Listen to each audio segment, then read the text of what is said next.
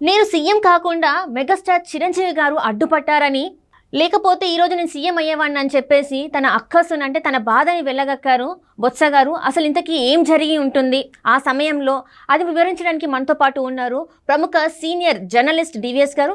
నమస్కారం సార్. నమస్తే సార్. ఇప్పుడు చూస్తున్నట్టయితే బొత్స గారు సడన్గా మీడియా ముందుకు వచ్చేసి ఆనాడు నేను సీఎం అయ్యేవాడిని, కానీ దానికి అడ్డు పడింది మాత్రం మన మెగాస్టార్ చిరంజీవి గారు అని చెప్పేసి అంటున్నారు. అసలు ఇంతకీ ఏంటి సార్, ఏం జరిగి ఉంటుంది ఆ టైంలో?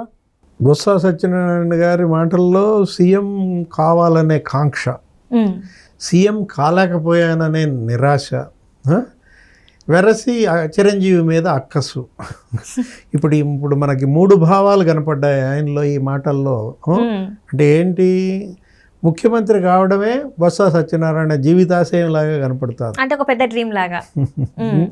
బొత్స సత్యనారాయణ ఆయన రాజకీయ అనుభవం 25 ఏళ్ళు 30 ఏళ్ళు ఉంటుంది. అవును సార్. చిరంజీవి రాజకీయం 5 ఏళ్ళే నడిచింది. ఆయన 2009లో పార్టీ పెట్టాడు, తర్వాత మళ్ళా ఇంకా పార్టీని దీనిలో కలిపేశాడు, కేంద్ర మంత్రిగా ఉన్నారు.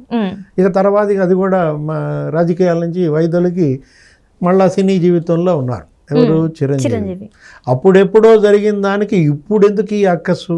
ఒకవేళ అది నిజమే కనుక అయితే, మనకు తెలిసిన చిరంజీవి నైజము, చిరంజీవి మనస్తత్వము, అతనికి కావాల్సింది అతను స్వయం కృషితో పొందే ధోరణి, వైఖరే తప్ప పక్కాడిది నాశనం చేసే స్వభావం అతనిది కాదు. ఎవరిది? చిరంజీవి ఉన్న వ్యక్తిత్వం. మరి ఎందుకో చిరంజీవి పట్ల ఇతను ఇంత అక్కసు ఎందుకు పెంచుకున్నాడో మనకైతే అర్థం కావటం లేదు. ఎవరు? బొత్స సత్యనారాయణ. ఇన్నాళ్ళు బయట పెట్టకుండా ఇప్పుడు ఎందుకు బయట పెట్టాడు? అంటే 10 సంవత్సరాల తర్వాత.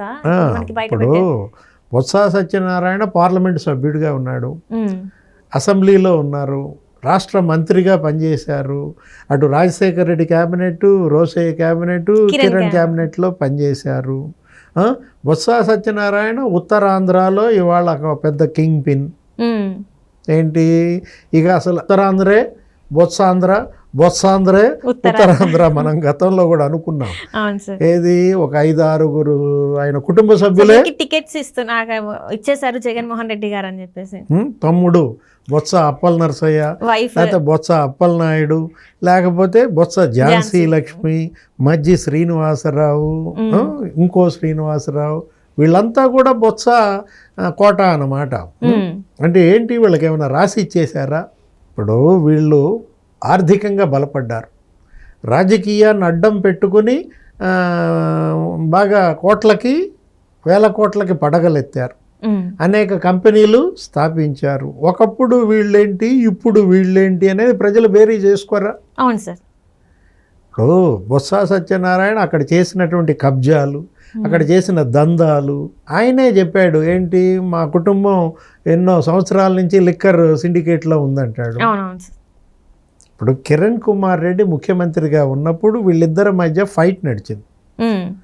ఏంటి, నేను ముఖ్యమంత్రి కావాలని. ఇప్పుడు నీవు అన్నావు చూసా, బొత్స సత్యనారాయణ సీఎం ఎందుకు కాలేకపోయింది ఇక్కడ అన్నమాట.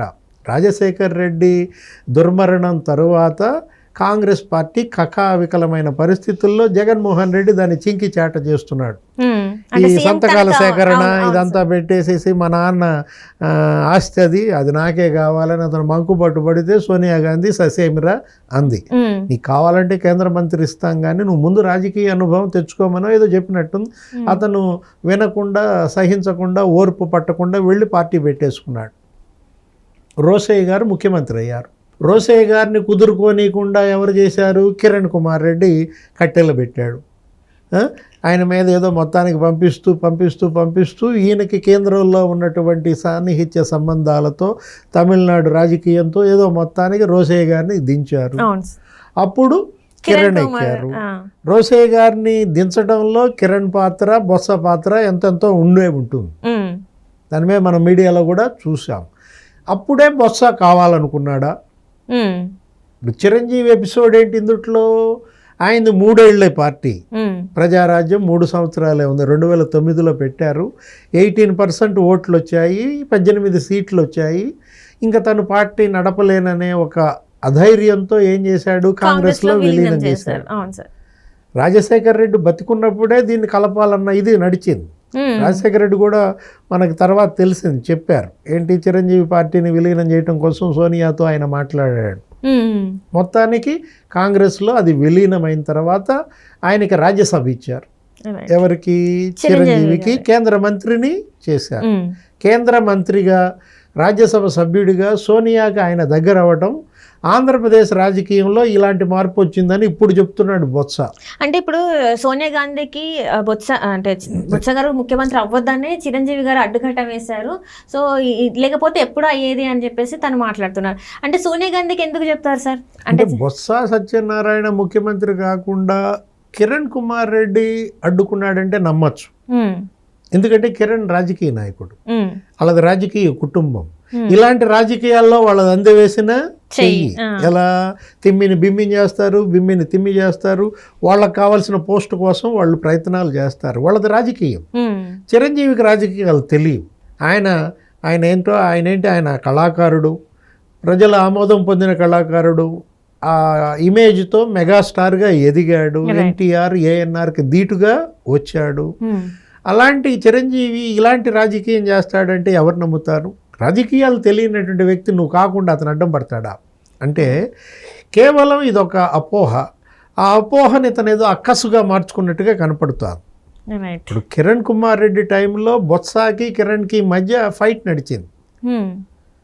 ఏంటి, కిరణ్ దించడానికి ఈయన ఎత్తులు పై ఎత్తులు హైకమాండ్ దగ్గరికి వెళ్తున్న దీంట్లో ఈ సీఎం కుర్చీ కోసం ఈ కాంక్ష, ఈ అధికార దాహంతో కిరణ్ అది గ్రహించి బొత్సాకి బ్రేక్లు వేసుకుంటూ వచ్చాడు. ఎట్లా? ఈ లిక్కర్ ల్యాబీ, ఇతని పైన దాడులు, లిక్కర్ మాఫియా అనటం. అప్పట్లో విజిలెన్స్ శ్రీనివాసరెడ్డి ఉండేవాడు. ఈ ఉత్తరాంధ్రలో వీళ్ళకి 6 జిల్లాల్లో వీళ్ళ వ్యాపారం ఉందని ఆయనే చెప్పాడు. ఎవరు? బొత్స సత్యనారాయణ. లిక్కర్ వ్యాపారం చేసుకుంటే తప్ప, మా కుటుంబానికి 6 జిల్లాల్లో మేము సారా వ్యాపారం చేసుకుంటామని. సారా సత్యబాబు అనేశారు ఈయనెవరిని? బొత్స సత్యనారాయణని సారా సత్యబాబు అన్న దీంట్లో ఈ లిక్కర్ వ్యాపారం చేసుకునే ఇతన్ని ఆ శ్రీనివాసరెడ్డి, ఆ విజిలెన్స్ కమిషనర్ ద్వారా అణిచేయటం, కొన్ని కేసులు పెట్టడం, మొత్తానికి బొత్సాని గ్రిప్లో పెట్టుకునే ప్రయత్నం జరిగింది. ఇక బొత్స కూడా కట్టడయి ఇక తను కొంచెం కుదురుకుని కూర్చున్నాడు. ఇది మనకు తెలిసిన ఎపిసోడ్. దీంట్లో చిరంజీవి లేడే. చిరంజీవి మరి ఆ రోజు బొత్స ఫ్యామిలీ లిక్కర్ వ్యాపారం మీద ఉక్కుపాదం చిరంజీవి పెట్టించాడా, కిరణ్ కుమార్ రెడ్డి ప్రభుత్వం పెట్టించిందా? ఇప్పుడు ఏంటంటే అప్పుడు మాట్లాడంది ఇప్పుడు ఎత్తడం యొక్క ఉద్దేశం పవన్ కళ్యాణ్. అంటే చిరంజీవి భుజాల మీద నుంచి పవన్ కళ్యాణ్ పైకి తుపాకీ గురి పెడుతున్నాడు అనమాట. ఎవరు? బొత్స సత్యనారాయణ. అదే కనపడుతోంది. జనసేన మరి ఇవాళ తెలుగుదేశంతో పొత్తు పెట్టుకుని తెలుగుదేశం జనసేన ప్రభంజనంలో నీకు సునామీ వస్తోంది, ఒక వేవ్ క్రియేట్ అయింది.